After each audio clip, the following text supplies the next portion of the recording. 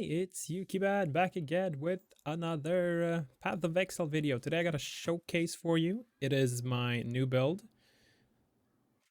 A self-cast Forbidden Rite Trickster. It's, this character's a little bit of a mess, but I found the idea to be pretty funny.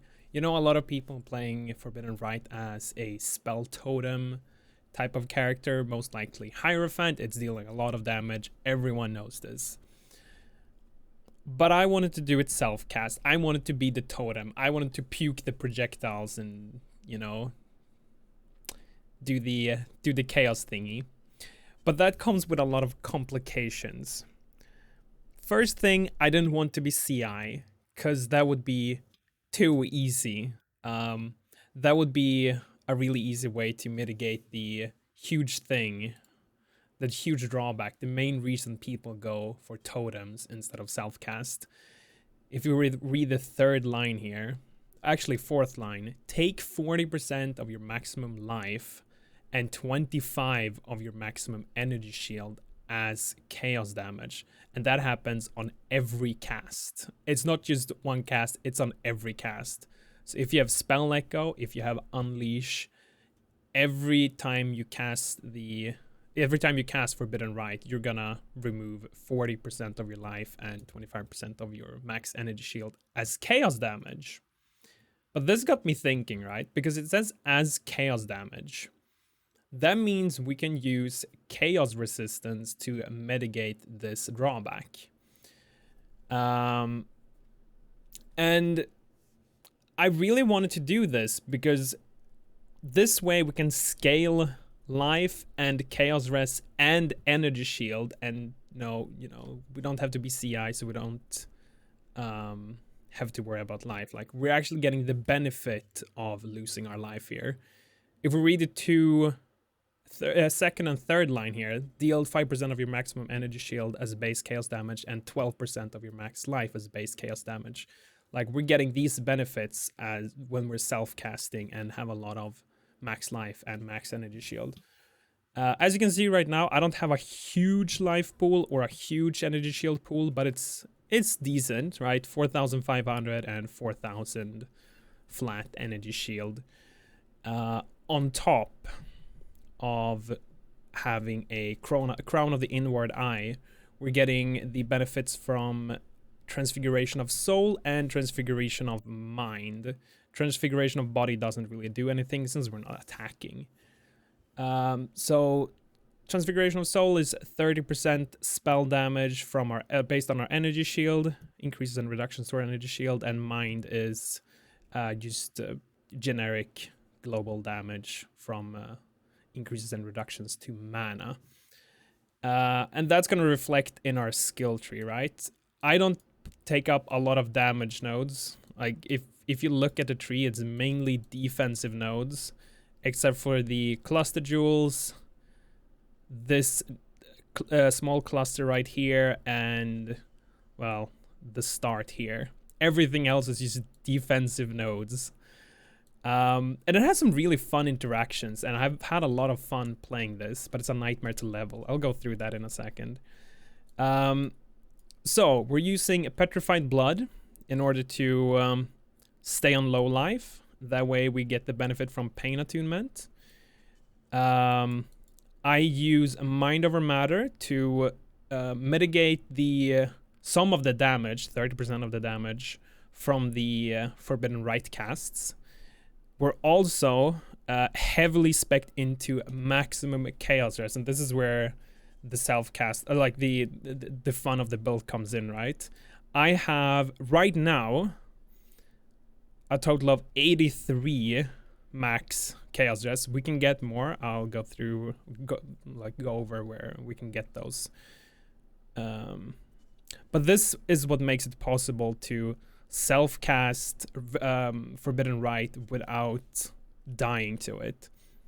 I can show you. Like, let's just do some casts here, and you can see what I mean.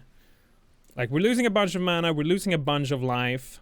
I I have Enduring Cry to easily refill my life. I have a Blood of the Karui. This can just be a normal lifeline. It doesn't have to be a Blood of the Karui. I used to have it on for now. I have Vitality, a Stone Golem. Have to upgrade this to a level 21 Stone Golem to get the most amount of life regen from it. But we're like heavily speccing into defensive layers in order to survive our casts. And it's going pretty well. I guess I could show you a map and talk a little bit more about the build itself. I've recently started doing red maps. Let's do something that's not completely crazy. Yeah, let's go with that one. Sure. So, Forbidden Rite is an interesting skill. It feels like a chaos version of a Blazing Salvo, but it feels good. And there's plenty of ways to like use your skill gems and your support, mainly your support gems, right? In order to make the skill deal damage. I've been messing around a lot with that.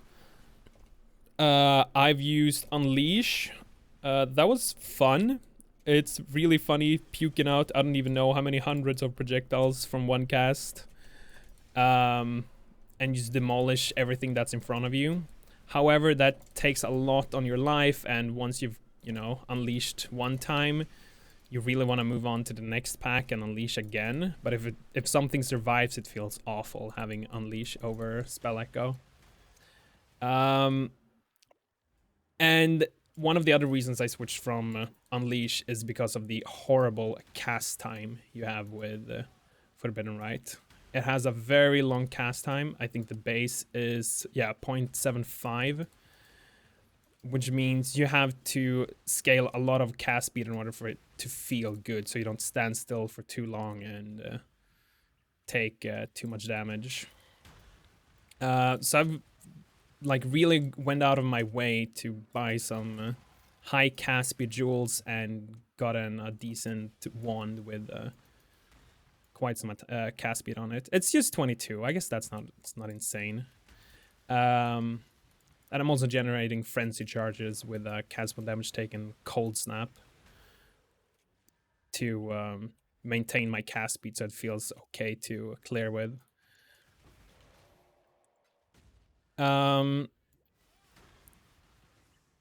Right.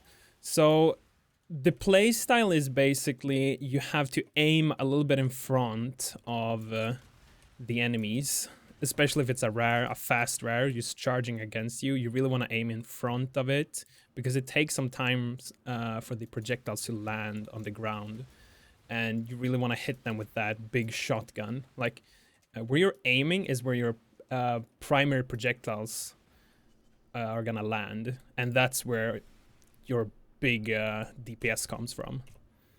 Adding more projectiles is actually really helpful for single target, but it really hurts the clear in well, from my experience up until this point. I'm only level 84, so I've not done a whole lot of single target testing. I was using greater volley up until 82, I think, and at that point I switched into void manipulation instead of greater volley to it just feels better to have the secondary projectiles, the one that seeks out enemies, dealing some damage. It helps out with the clear more than it helps out with the single target. But if you do remove your additional projectiles from your main links, you're probably gonna have want to get them from somewhere else, because it's really easy to shotgun with all the primary projectiles. Like, they're landing very close to each other, and it can cause some real havoc, especially on stationary bosses. Let's see if we can. Oh god. Okay, let's get back in there. Needed some flasks. As you can see, right now, I'm not doing a whole lot here. It's decent enough, right, to kill these bosses. It's easier on larger targets, where the projectiles like really overlap. And yeah, it looks better with additional projectiles in your main links. I think I have greater volley here, and yeah, I can show you just the visual difference, I suppose. Oh, so yeah, you can see there's so many projectiles landing here. But yeah, if the target is big enough, all of these hit, and the more projectiles, the better. Dying Sun, really helpful, although the nerf to it feels pretty damn bad. But it really helps out on short bursts on a single target for sure. And that's why I have Void Manip and the enchantment, the Helm enchantment that adds an additional projectile. And Pinpoint. You don't see this very often, do you? Pinpoint in my main links. That adds 3 additional projectiles and grants me less projectiles but more damage the higher my intensity stacks go, right? So we have 5 primary projectiles at maximum intensity. I also have Intensify that grants me area of effect while clearing, and less area of effect but more area damage when standing still and doing single target. So it really synergizes well with the Pinpoint as well. Having Intensity in the skill tree to bring that up to 4 instead of 3, all that good stuff. Right, the chaos resistance. There's a few ways to gain additional chaos resistance. Like, you really want that in order to be able to cast a lot of times and not die right away, because you are gonna die a lot if you don't have chaos rest and you don't have ways to mitigate the damage. Like, that's why I have so many defensive layers, because it really eats on your health bar. You can get +3 to maximum chaos rest on your shield.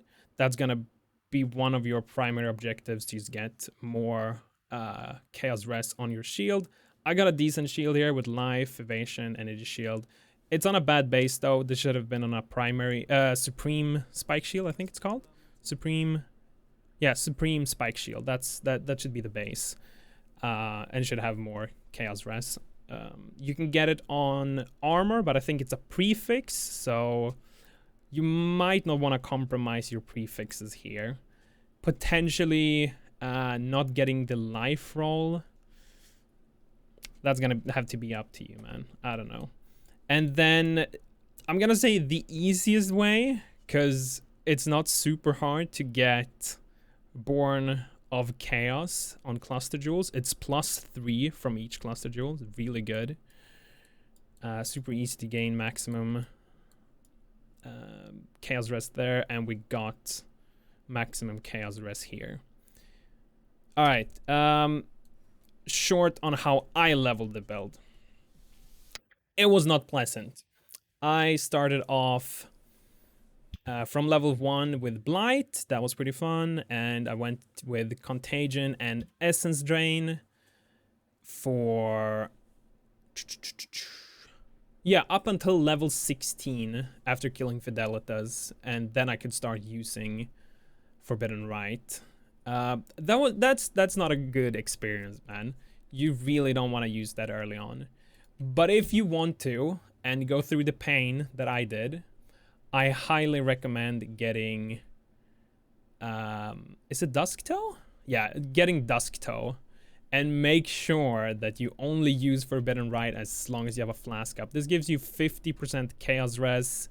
This is by far the easiest way to increase your chaos res and not take 5 million damage, like killing your character on early levels. And obviously you can upgrade that later on to Dusk Blight, just to have a lot of easily accessible chaos resistance on your gear. These are super cheap to buy.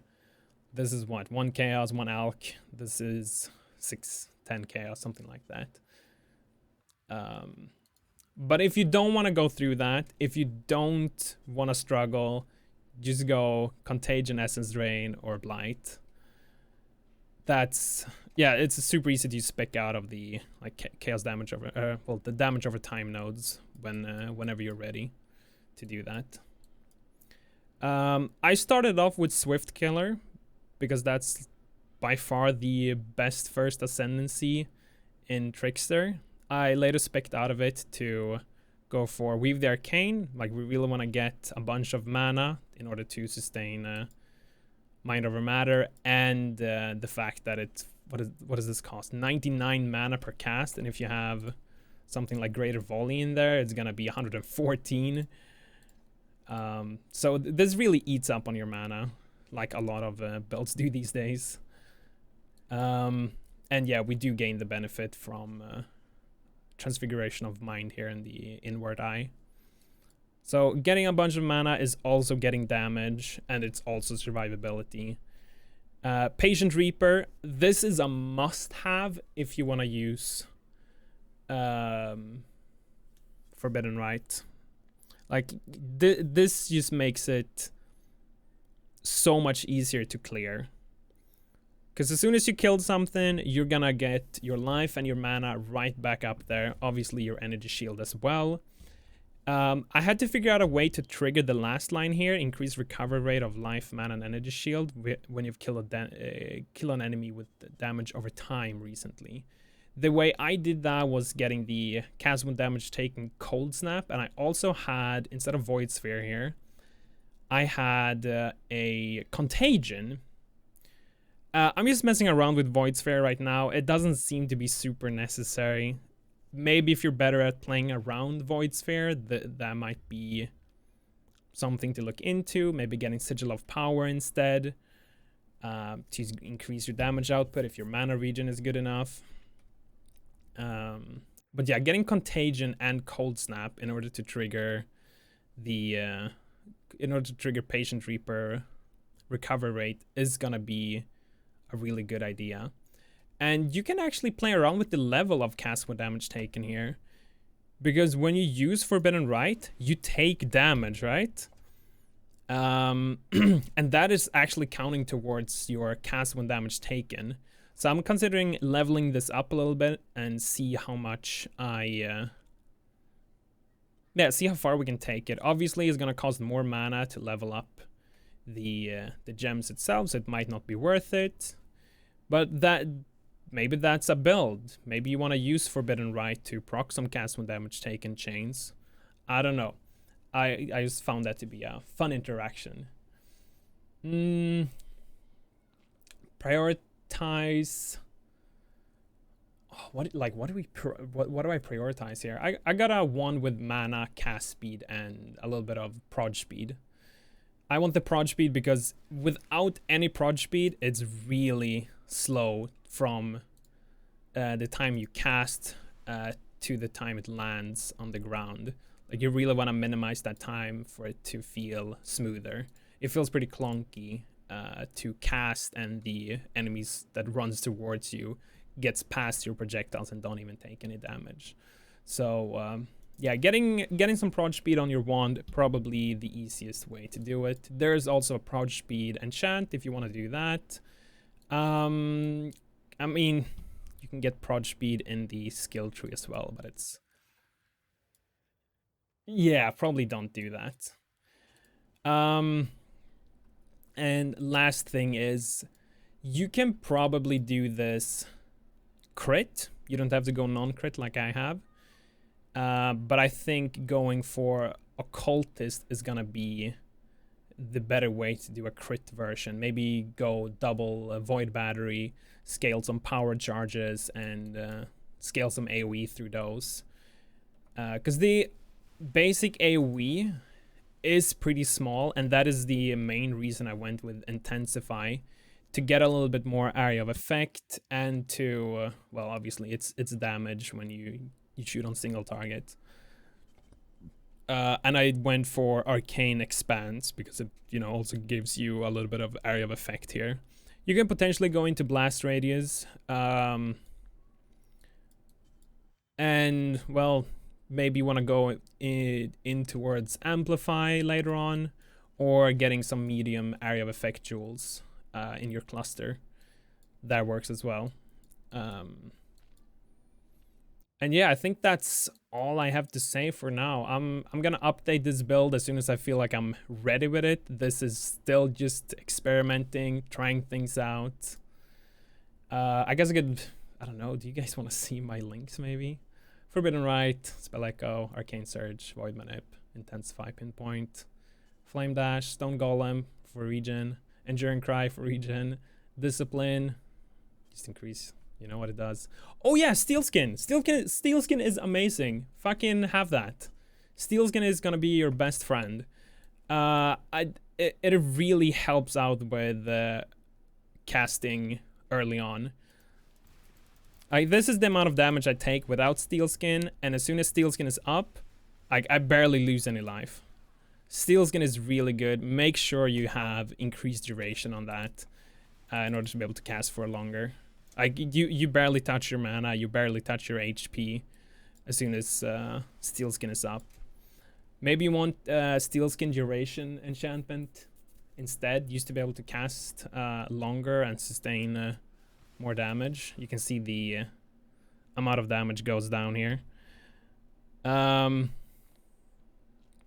what else? We have Arctic Armor on health, used to reduce the amount of HP and, you know, fit in an aura. We're freeze immune. Great buff to Arctic Armor. Vitality, regen, clarity, well, mana regen, we're minor matter. Kind of want that. And Wither Spell Totem. We also have the Wither effect up here. So yeah, that's the build for now. If you have any questions, you can obviously just come to my Twitch channel, twitch.tv/yukiman, and ask me the questions, or type in the comment section down below. Yeah, that's it for me. Take care. Bye-bye.